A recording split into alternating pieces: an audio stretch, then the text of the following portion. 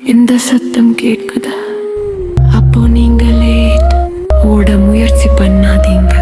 ஏன்னா அது உங்களை ஆல்ரெடி பார்த்துட்டு.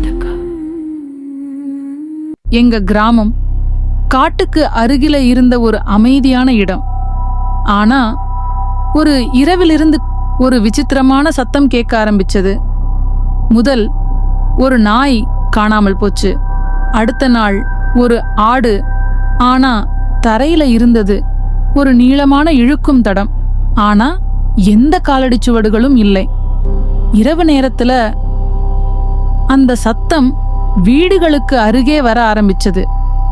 சில சமயம் ஜன்னலுக்கு வெளியே, சில சமயம் வீட்டுக்குள்ள மாதிரி. ஒரு நாள் ஒரு இளைஞன் அந்த சத்தத்தை பின்தொடர்ந்து வெளியே போனான்.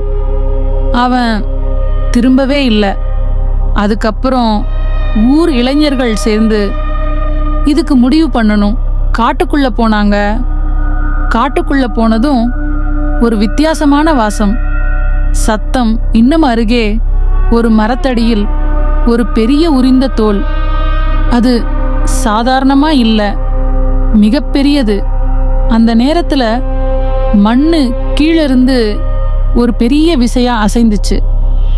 மரக்கிளைகள் எல்லாம் குலுங்கின.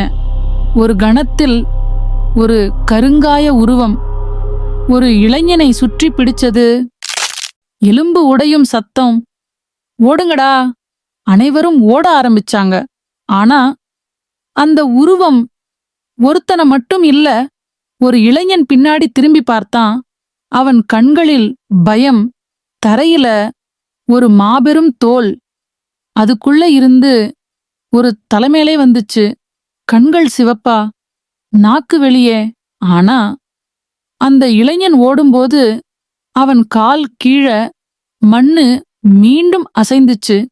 இன்னும் ஒன்னு அது கீழே இருக்குது.